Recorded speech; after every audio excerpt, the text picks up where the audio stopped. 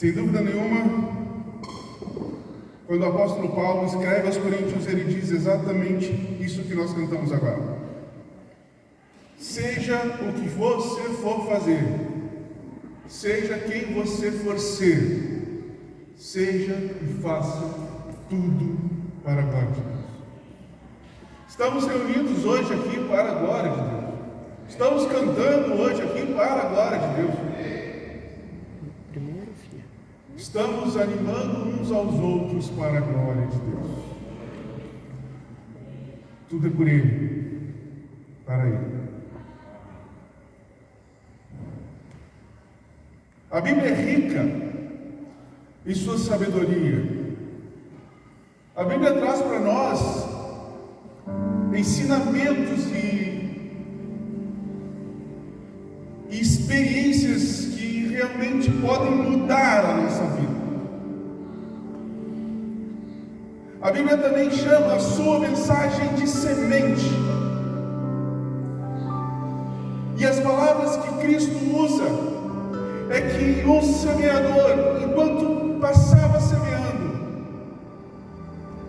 ele encontrou diversos tipos de coração.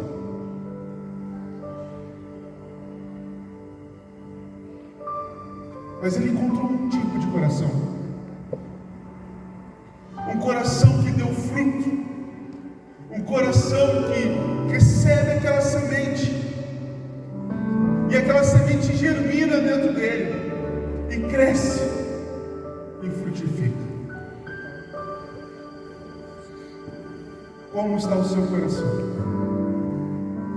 Como é que está o teu coração? Qual é o estado do teu coração hoje? Talvez a semana foi difícil. Talvez o mês tenha começado de um jeito difícil. O ano não é para mim, talvez a gente diga. Como está o teu coração? Como você veio hoje aqui? Como está o seu coração?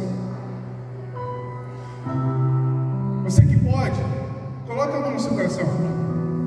Fecha os teus olhos. Não te preocupe, ninguém vai tomar nada aqui seu. Fecha os teus olhos. Pergunta para que o Espírito Santo de Deus possa revelar como está o teu coração hoje. Questiona Ele. Pergunta: Senhor, como está o meu coração? Eu não quero me enganar. Eu quero ser verdadeiro, ser honesto, ser sincero. Revela para mim, Senhor, como está o meu coração.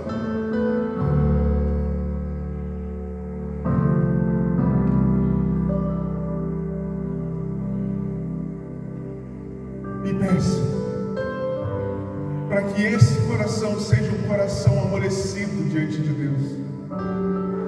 Peça para que esse coração seja um coração como uma terra saudável, como uma terra que recebe a semente de Deus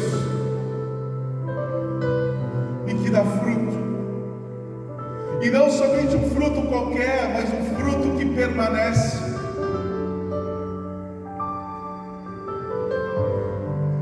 Realmente, a ação do Espírito Santo no teu coração, a revelação de como está, vai mover você ao entendimento de mudança, de crescimento saudável. Hoje nós estamos começando então essa tarefa de falar sobre prevenção de suicídio. Eu trabalho na segurança pública e é comum que eu acompanhe ocorrências de tentativas de suicídio. E essa semana que passou não foi diferente. Essas ocorrências ocorrências, essas notícias, elas não se espalham. Mas eu posso ver, segundo o meu trabalho, que isso tem sido cada vez mais corriqueiro, tem sido cada vez mais real e cada vez mais perto.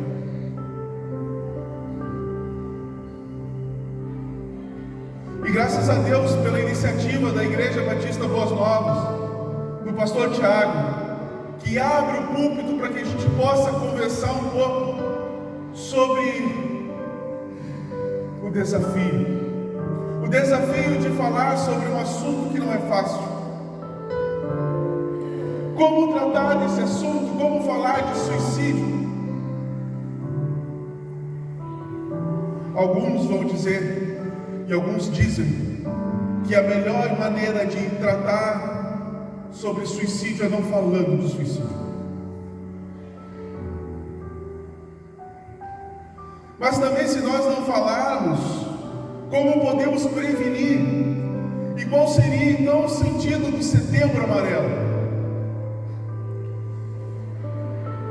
Outros pensam que falar sobre prevenção suicida é falar de morte. Mas eu entendo, eu penso que falar de prevenção ao suicídio é obrigatoriamente falar de vida. Não no sentido de deixa a vida me levar, mas realmente no sentido de aprender a viver. Por isso eu quero propor nessa noite que a gente possa conversar sobre isso, vivendo abundantemente, um desafio à ideação suicida. Diante de situações difíceis, eu creio que alguns se sentem desesperados, emocionalmente sobrecarregados. E diante desse desafio, essas pessoas, elas, pelo próprio entendimento, veem o suicídio como uma saída, uma alternativa. Mas lembra que na palavra de Deus a gente encontra a sabedoria, né? E eu quero conversar com você sobre 2 textos. Pode botar para nós? Primeiro texto, Provérbios, segundo texto em Mateus. Confie no Senhor de todo o seu coração e não se apoie em seu próprio entendimento.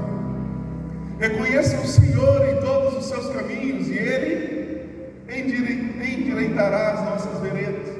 Ou seja, muitas e muitas vezes eu e você estamos olhando para a nossa vida, ou estamos olhando pelos nossos caminhos, esses caminhos são tortos, e buscando o nosso próprio entendimento, muitas vezes nós buscamos a saída do suicídio.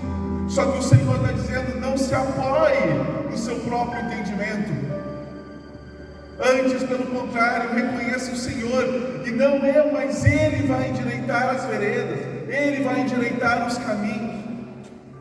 Mateus 11, venham a mim todos os que estão cansados e sobrecarregados, e eu lhes darei descanso. Tomem sobre mim o meu jugo e aprendam de mim, pois eu sou manso e humilde de coração. E vocês encontrarão descanso para as suas almas, pois o meu jugo é suave e o meu fardo é leve. Ou seja, existem momentos na nossa caminhada que de fato vamos estar sobrecarregados emocionalmente, vamos estar abatidos, cansados. E é nesse momento que talvez a gente busque o nosso entendimento. Mas o Senhor está dizendo o seguinte, que não é para nós corrermos para nós mesmos, mas é para nós corrermos para Ele. Porque se nós corrermos para nós mesmos, nós não vamos reconhecer o Senhor. E muito provavelmente a gente vai buscar a solução errada para a nossa vida. O fato é que nem tudo sai do jeito que a gente quer. E quando isso acontece e não se tem a quem recorrer, ou a gente acredita que não se tem quem buscar apoio, buscar ajuda, nós perdemos as esperanças. O pensamento que ninguém se importa comigo, ou que eu não faço diferença nenhuma nesse mundo, brilha na nossa mente.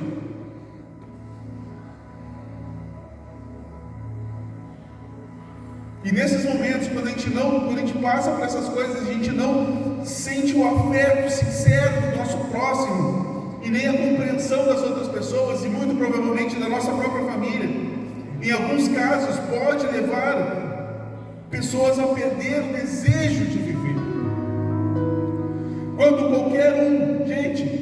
qualquer um de nós, que fomos criados para sermos relacionais, se depara com a crença de que está sozinho no mundo, o medo brota e consome tudo o que é vital na vida.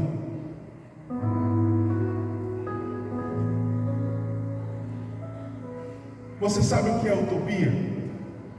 Quem aqui sabe o que é utopia? Vamos descobrir juntos. Olha lá, volta lá. O que é utopia? Utopia é qualquer descrição imaginativa de uma sociedade ideal de completa felicidade e harmonia. Mas por que agora estou falando de utopia? Porque a verdade é que não existe vida sem problema. Entende? Não existe vida sem problema.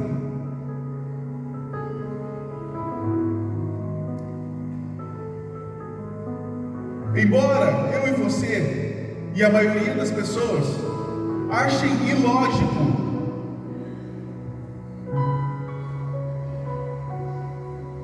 ter na vida adversidades e frustrações e aflições, elas são oportunidades que nós temos para amadurecer e crescer. As dificuldades que nós temos na vida podem ser utilizadas para reflexão, para uma autoavaliação, pois nos forçam a pensar em outras alternativas, para uma mudança positiva. O fato é que nós temos que nos levantar diante disso e sermos corajosos o suficiente para sermos o autor ou o ator da nossa própria história. Pode passar? Vigia, irmão. A gente sempre fala isso, vigia, irmão. Então eu quero dizer para você mais uma vez, vigia, irmão. Vigia o teu ânimo e não deixa ele baixar. Vigia o teu ânimo, irmão. E lembra que na palavra de Deus nós encontramos força. Vigia o teu ânimo, irmão. E lembra que na oração você se renova. Vigia o teu ânimo, irmão. E lembra que o louvor é fruto de lábios que confessam o teu nome, ou o nome do Senhor. Vigia o teu ânimo, irmão. E lembra que é na comunhão que Deus ordena a bênção. Vigia o teu ânimo, irmão, e zela pelo teu condicionamento espiritual. Irmão, vigie a manutenção do teu estado de espírito. João capítulo 16, 33. Eu lhes disse, essas coisas para que em mim vocês tenham paz. Neste mundo vocês terão aflições, contudo tenham ânimo. Então, meu irmão, vigia o teu ânimo.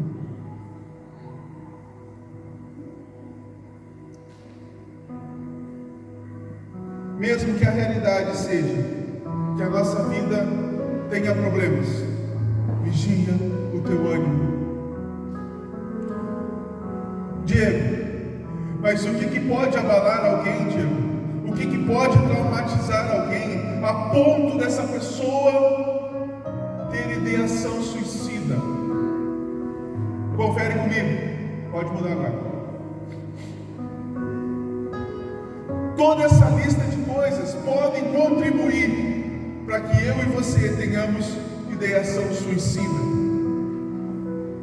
Passa por histórico de abuso sexual, físico ou verbal, estar passando por crise familiar ou relacional, perdas, pode ser de alguém, do trabalho, perda de saúde, histórico de um familiar que já passou pelo processo suicida, talvez um amigo ou colega, relatos de pessoas próximas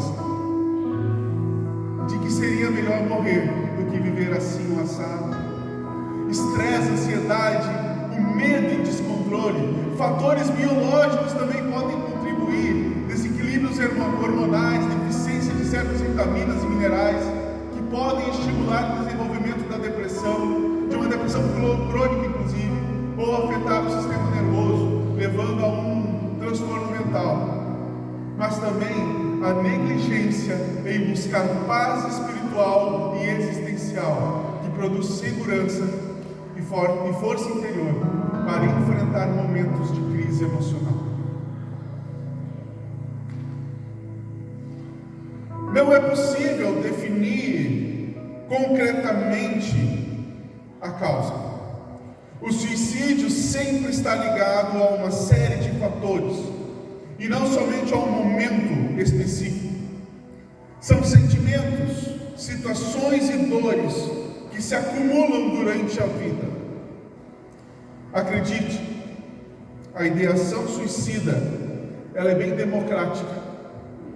Ou seja, raça, credo ou nível social não são imunizantes para momentos desafiadores que podem levar ou que podem gerar pensamentos de morte.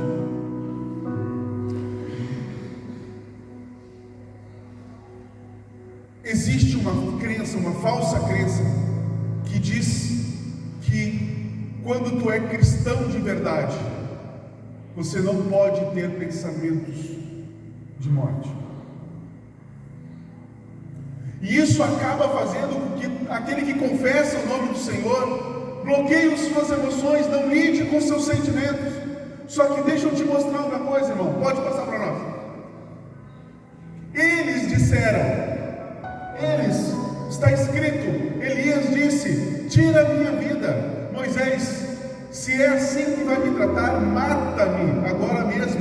Jó disse: maldito é o dia do meu nascimento. Jeremias falou: maldito seja o dia em que eu nasci. Todos eles, por motivos ou circunstâncias diferentes, desejaram morrer, mas apesar disso, eles viveram grandes vitórias. O desânimo profundo, a dor, o desespero, as tempestades não os destruíram. Eles creram em Isaías 40:29. E aí eu desafio você a abrir na sua Bíblia Isaías 40:29.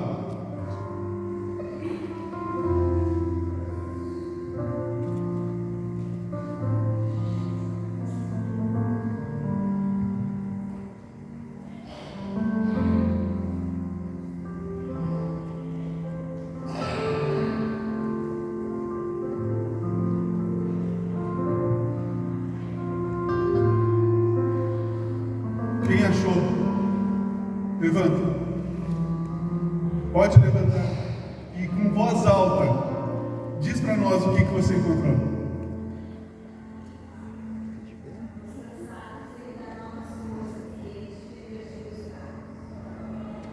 Quem dá isso? Quem dá força e energia? Deus. Para quem? Para o cansado, para o sobrecarregado. Então toda vez que eu me sentir cansado, que eu me sentir sobrecarregado, eu tenho que correr para mim mesmo ou para o Senhor. Porque se eu correr para mim mesmo, eu vou ir pelo meu próprio entendimento. Só que o Senhor Jesus disse para mim, Quando eu estiver cansado e sobrecarregado, eu tenho que ir a quem? A Ele, porque o fardo dele é leve, porque eu preciso aprender dele. As promessas de Deus são reais e elas contribuem para o nosso viver. Se esses homens de Deus venceram, nós também podemos.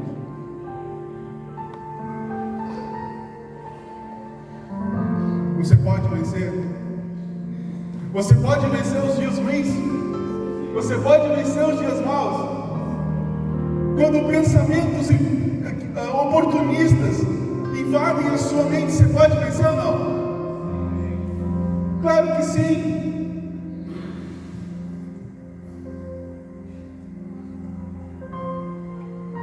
Por isso é que a gente precisa aprender a viver abundantemente. Faz um convite aí para quem está do teu lado. Vamos aprender a viver abundantemente? Vamos? Vamos viver? Convida aí a pessoa que está do teu lado e diz assim, se segura na cadeira, porque começou o passeio. Quem aqui já andou de montanha-russa? Coitados. Eu também já andei. E eu não gosto de lembrar. A montanha-russa é algo assustador. Grandes alturas, velocidade, ficar de cabeça para baixo. Para alguns isso é diversão. Afinal, é uma dose de adrenalina a cada volta.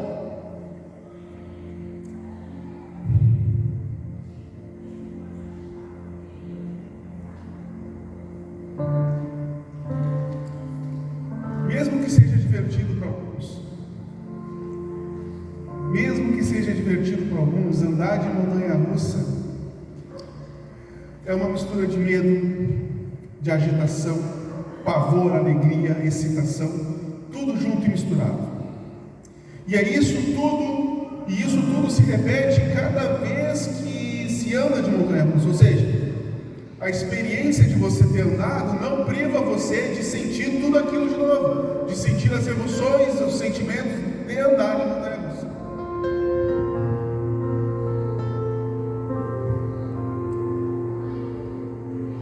Pensa comigo, se andar de montanha-russa causa em mim medo, agitação, alegria, excitação,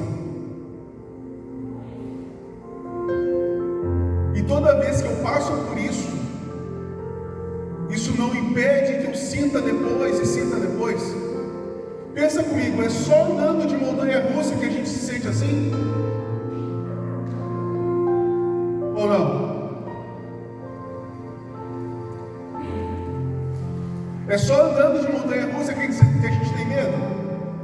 É só andando de montanha-russa que a gente fica eufórico, alegre? É só andando de montanha-russa? Não, claro que não.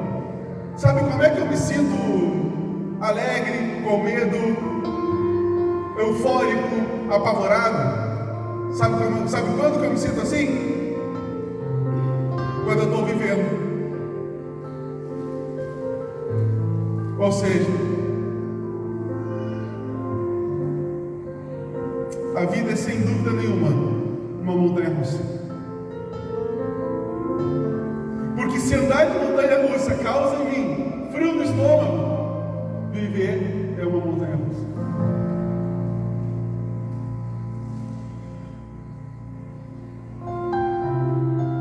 Nesse exato momento, você está fazendo alguma coisa na sua vida que exija fé? Tá ou não? Nesse momento, na sua vida, eu não sei, a gente conhece as pessoas, mas a gente não conhece as pessoas. Né? E aí? Existe alguma coisa na sua vida que você diga assim, ó, não, esse momento exige fé? Tem? Já passou por isso? Deixa eu te dizer uma coisa, meu irmão. Não são momentos que exigem fé. Viver exige fé. Viver a vida toda exige fé.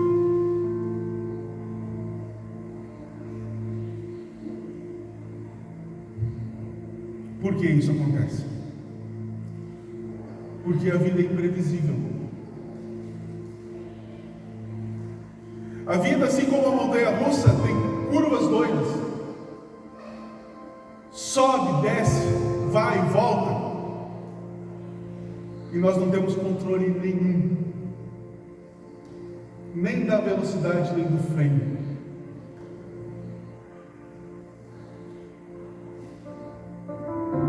Confere comigo. Eclesiastes, capítulo 1. Pode mudar. Capítulo 1 não, desculpa. Capítulo 3, de 1 a 8. Texto muito conhecido de quem lê a Bíblia. E esse texto vai dizer que existe tempo para tudo. Não é verdade? Existe tempo para tudo. E ali vai começar assim, ó. Tudo tem seu tempo determinado. E há tempo para todo o propósito debaixo do céu. Há tempo de nascer, só que há tempo de morrer. Existe tempo de plantar e tempo de arrancar o que plantou. Existe tempo de matar, o tempo de curar, o tempo de derrubar, o tempo de edificar. Existe tempo de chorar, mas também existe tempo de rir. Tempo de prantear e tempo de dançar. Tempo de espalhar pedras e tempo de ajuntar pedras. Tempo de abraçar, tempo de se afastar de abraçar. Tempo de buscar, tempo de perder. Tempo de guardar, tempo de lançar fora. Tempo de rasgar, tempo de coser ou costurar. Tempo de estar calado, tempo de falar. Tempo de amar, tempo de odiar, tempo de guerra e tempo de paz. O fato é que Salomão mostra para nós que de fato existe tempo para tudo. Só que o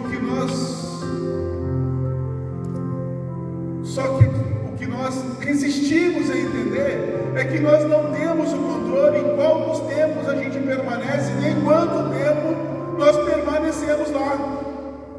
Pior do que a dor, meu irmão, é o tempo que a gente passa pela dor. Pior do que a dor é o tempo que passa doendo.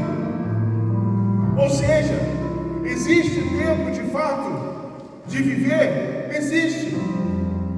Existe tempo de saúde? Existe.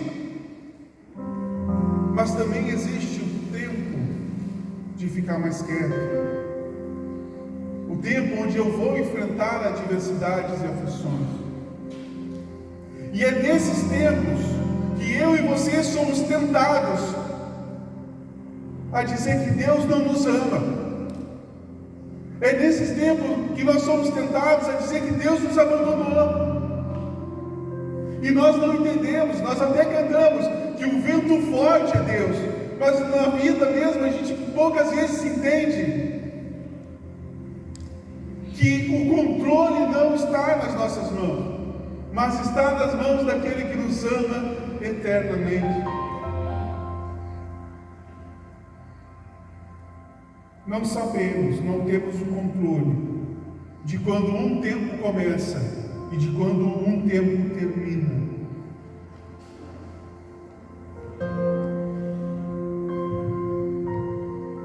No meio desse passeio de montanha-russa que se chama vida, nós adquirimos uma síndrome, e essa síndrome, acredite, ela é natural de cada um de nós.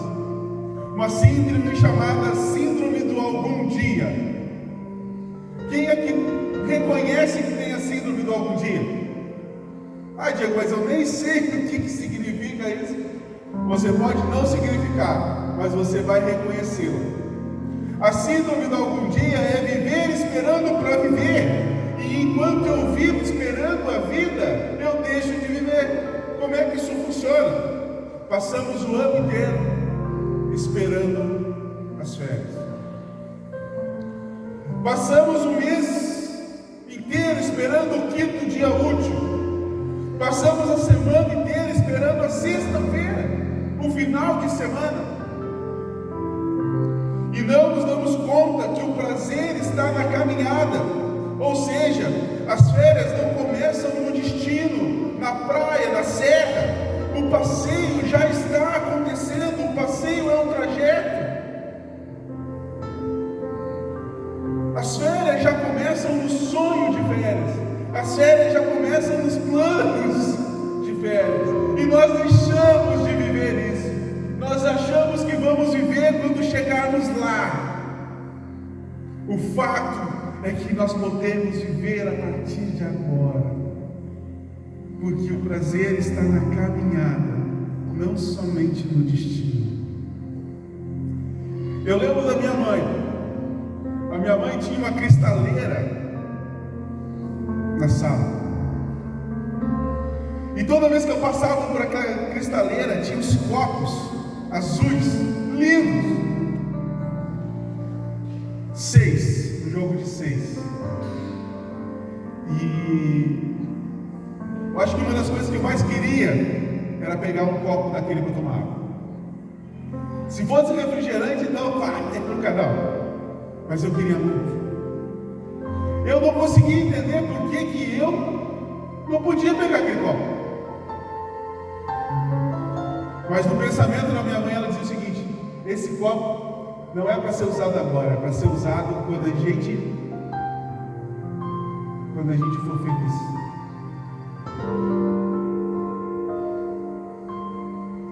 E eu vivi anos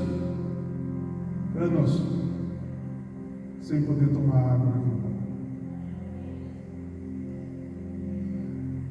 Essa montanha russa que a gente vive pressiona a gente de tal maneira que impede a gente ver de que a vida começa agora. Você está vivendo. Quer que eu prove para você que você está vivendo? Quer que eu prove ou não? Eu posso provar que você está vivendo. Belisca o teu irmão que está ao teu lado. Se doer, ele está vivo. Doeu? Você está vivo.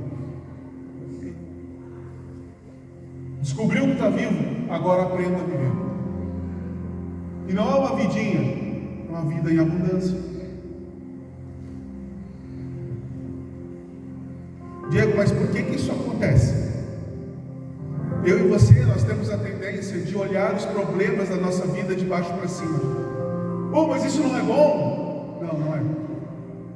Porque o foco está no problema e não no Deus. Desde o céu. Quando nós olhamos algo de perto e de baixo para cima, aquilo parece tão grande, tão enorme, que vai nos consumir. O gigante parece maior quando está de perto, olhando de baixo para cima. As curvas da montanha russa, que é a nossa vida, parecem mais assustadoras e terríveis quando a gente encara elas dessa forma. E a vida vai ficando difícil, porque a gente não consegue ter uma perspectiva saudável. Ou seja, mudança de perspectiva é necessária. Olhar não conforme o nosso próprio entendimento, mas segundo a sabedoria de Deus. Muda para nós. Provérbios 8:1. A sabedoria está clamando, o discernimento ergue a sua voz. E eu quero que você olhe para essa imagem. Eu preciso que se preste atenção nessa imagem. O que essa imagem está dizendo para você? A imagem mostra para nós que existem problemas, sim ou não?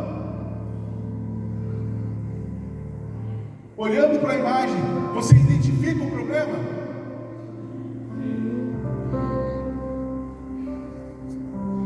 A imagem também mostra que você quer atacar o problema.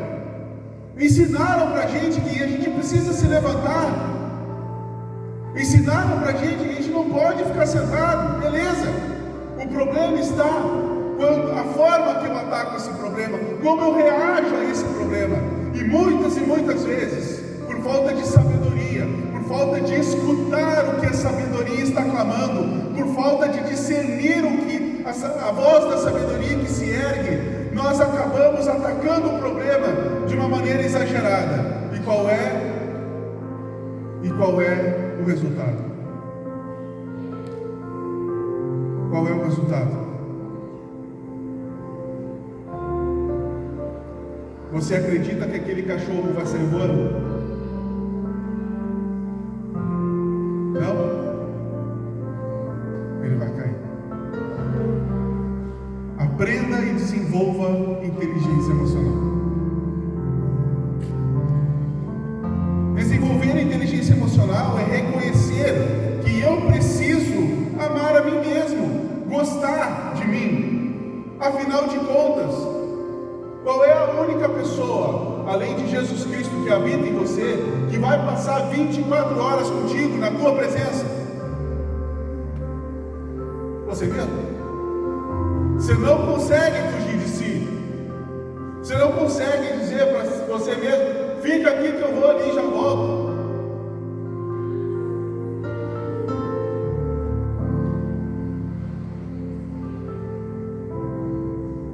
Deixa eu te fazer uma pergunta. Entre você e seu filho, em quem você pensaria primeiro? Quem é mãe ou pai? Entre você e seu filho, em quem você pensa primeiro? Mãe ou pai? No filho? No filho, né? Mas por quê? Que quando a gente anda de avião, a gente não. Que quando se anda de avião, a instrução é diferente. Como assim? Quem aqui já andou de avião sabe do que eu vou dizer. Se eu estou mentindo ou não estou mentindo sozinho. A instrução para quem anda de avião é que, em caso de emergência, cairão sobre a sua cabeça máscaras de oxigênio. Só que ao contrário do que você pensa, você precisa botar o oxigênio em quem primeiro?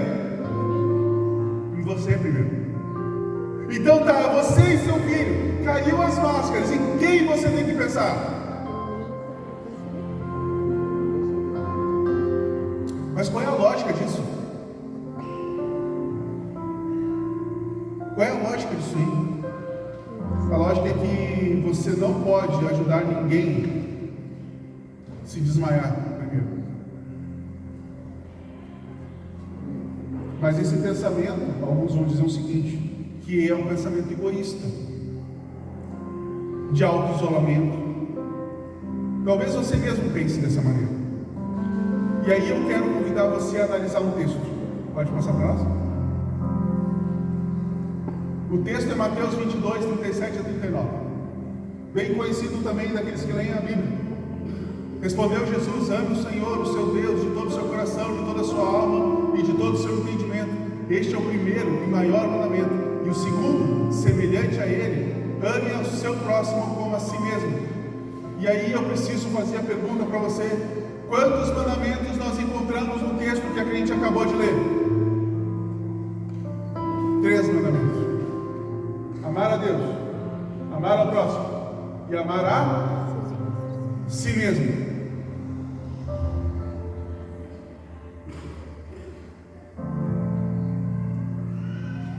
Ismael, pode me dar a chave da tua Mercedes? Se eu tivesse hoje, Tu não tem uma Mercedes? Não?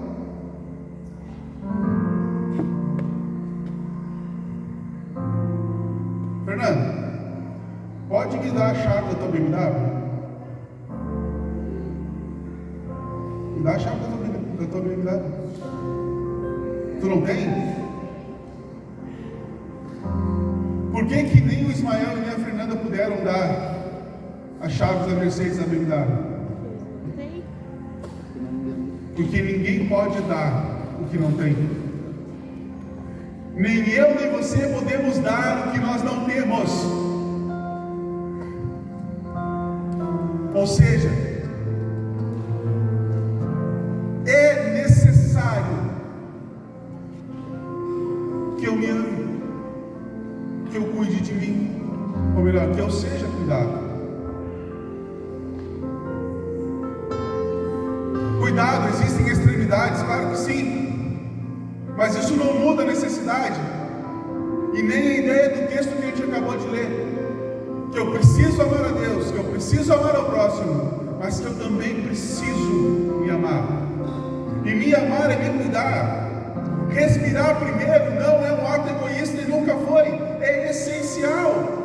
Eu não posso dar a ninguém o que eu não tenho. E o que gera muita frustração, muitas vezes, na minha e na sua vida, nessa caminhada, ou andando nessa montanha russa, é que a gente dá, se doa, se doa, se doa, e quando a gente vê, e quando a gente se percebe, nós estamos cansados e sobrecarregados. E aí vamos buscar em nós mesmos, nos nossos próprios entendimentos, a saída para a canseira. E a nossa reação então é exagerada.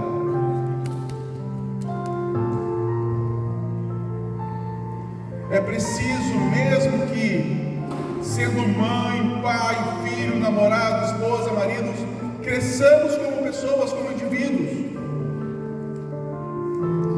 É preciso desenvolver inteligência emocional. Inteligência emocional não é só saber lidar com as emoções dos outros, mas é também lidar com as nossas próprias emoções. Como é que eu lido, Diego, quando eu estou com raiva? Como é que eu lido quando eu estou triste? Como é que eu faço com o meu coração quando o desejo dele é morrer?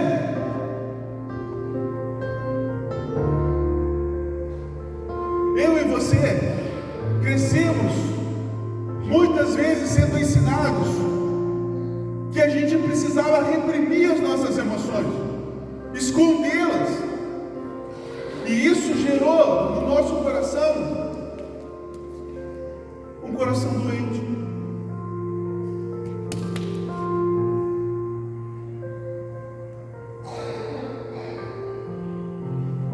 Inteligência emocional não é esconder ou reprimir os nossos sentimentos, mas é canalizá-los para uma forma que agrade a Deus. Grande parte do processo de crescimento, de amadurecimento, consiste em aprender a reconhecer e canalizar as nossas emoções. Ou seja, experimentar as emoções de uma maneira correta, viver de uma forma que honre a Deus. Ou não é isso que nós cantamos hoje? Que tudo é por Ele e para Ele.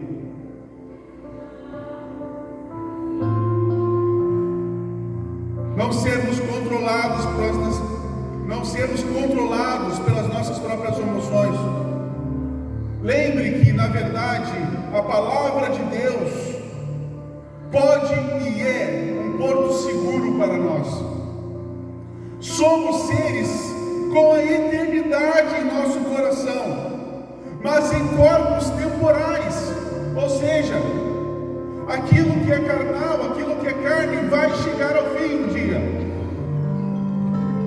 E mesmo assim, o plano de Deus é que vivamos em harmonia com Ele, em harmonia com o outro, mas também em harmonia conosco mesmo. Versículo da Bíblia que é muito doido, diz o seguinte: olha, você precisa ser pacificador. O que é ser pacificador? E nós entendemos que é onde a gente chega, levar a paz. Mas ninguém que não consegue pacificar a si mesmo pode pacificar o outro nem o ambiente da sua volta, porque ninguém pode dar o que não tem.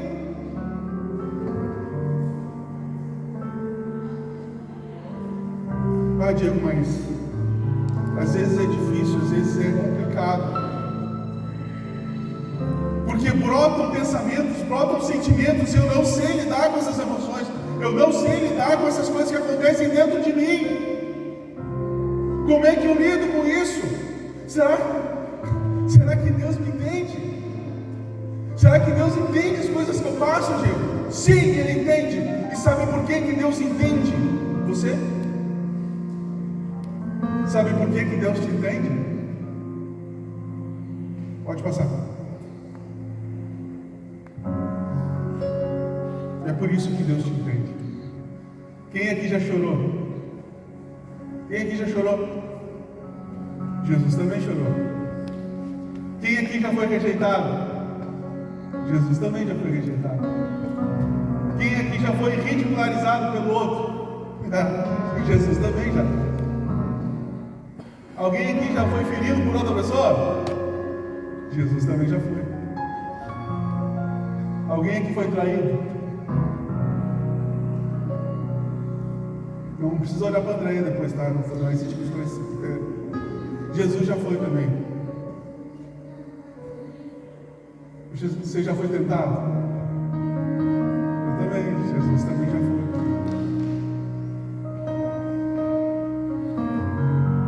Você já se sentiu abandonado? Mesmo estando no meio de um monte de gente? Mesmo estando cercado de pessoas? Já se sentiu abandonado? Uma coisa que rasga o coração. Já sentiu? Jesus também. E é por isso que Ele te entende. É por isso que Ele sabe o que se passa aí dentro. É por isso que Ele sabe quem é você.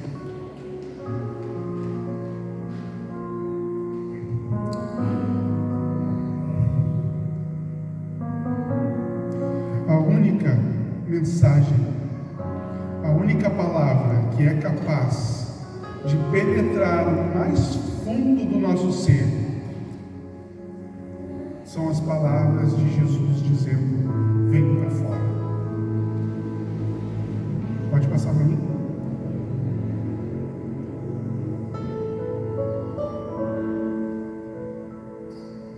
Em certas circunstâncias da nossa vida, a gente se sente perdido, morto espiritualmente. O ânimo vai embora. Nós não temos mais desejo de viver. Nós estamos só sobrevivendo. Mas escute. Deus está dizendo: vem para fora. Deus está falando: vem para fora. O que acontece quando Jesus diz: vem para fora? O que acontece quando Jesus diz: vem para fora? O morto saiu. Mas não sendo morto, ele saiu vivo. Meu irmão, se você não está escutando, ouça. Jesus está dizendo: vem para fora. Talvez a vida esteja complicada, talvez os momentos sejam tempestuosos, talvez o cheiro de morte esteja no lugar, mas escute. Jesus está dizendo: vem para fora. Quando nós escutamos esse chamado, quando nós escutamos essa ordem, algo sobrenatural acontece. O morto sai com vida. Vida acontece pela palavra do Senhor. Por isso que falar de suicídio, tratar de suicídio, precisa obrigatoriamente ser falado de vida. E não existe ninguém mais vivo do que a própria vida. Não existe nenhum outro que viva tão e tão melhor como Cristo.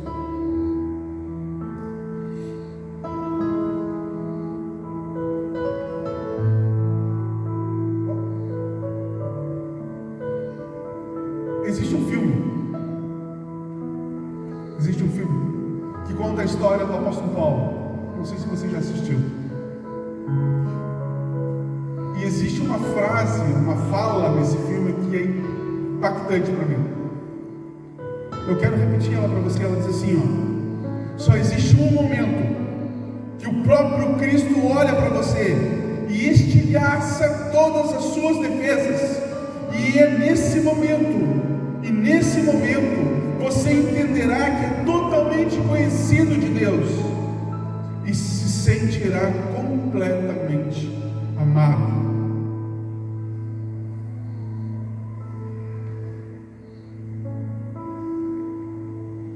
Isso acontece porque o amor lança fora todo o medo de viver. O amor de Deus lança fora todo o medo de viver. Ah, Diego, mas não estou me sentindo amado, Diego. A vida está me apertando tanto que eu não me sinto amado. Meu trabalho está tão estranho, eu não consigo me sentir amado. Tudo que eu sinto é tristeza. Tudo que eu sinto são vontades que eu não queria sentir.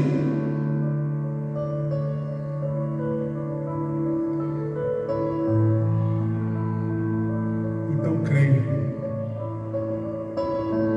que Deus ama você. E acredite, nada pode te afastar desse amor. A vida no nome de Jesus, e Jesus está chamando, vem para fora. Escute essa chamada e saia com vida.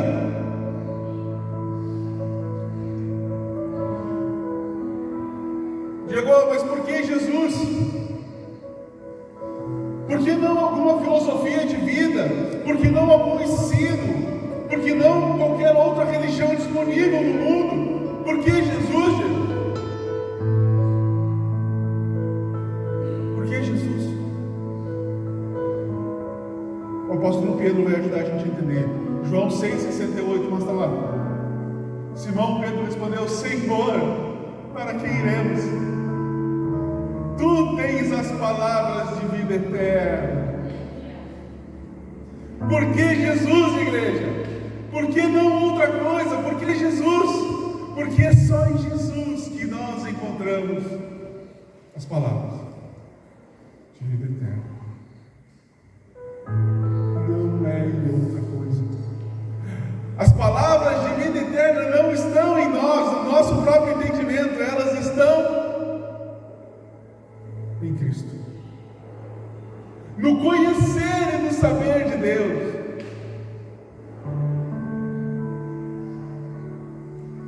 Que tipo de vida é essa? Que tipo de vida é essa que eu encontro em Jesus Cristo? Que tipo de vida é essa? Pode mudar? Acabou? Beleza. Que tipo de vida é essa?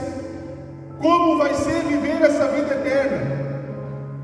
Promessa de Deus para mim, para você, para o teu coração. E essa promessa não é lá para frente, lembra? Essa promessa começa quando? Começa quando? Hoje. Já começou. Que promessa é essa?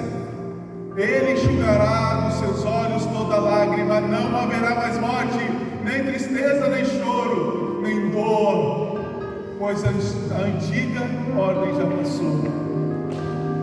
Ainda que eu morra, viverei. Ainda que doa, eu me alegrarei no Senhor. Ainda que falte, eu me alegrarei no Senhor. Ainda que eu me alegrarei no Senhor. Porque a promessa de Deus é clara. Chegará o momento que não haverá mais dor, que não haverá mais choro, que não haverá mais morte, que a tristeza vai passar longe. A cura que o homem precisa já está disponível. Ela está em Jesus Cristo. Vamos repetir juntos, vamos? No 3 a gente fala a frase em vermelho, pode ser? 1, 2, 3, vai lá. A cura que o homem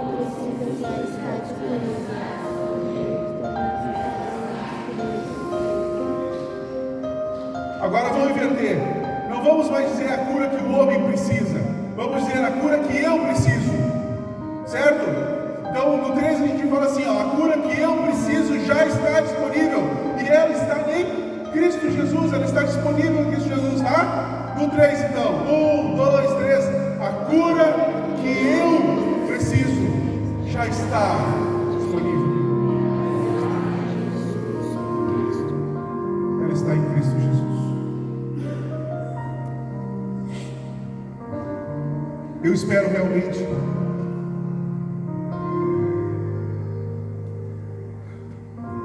que eu tenha conseguido transmitir para você aquilo que o Senhor falou comigo. Eu quero ter conseguido transmitir para você o que eu tenho vivido e aprendido de Deus. Então eu convido você a não desistir. Que você possa vir todos os domingos desse mês e compartilhar vida. Compartilhar a vida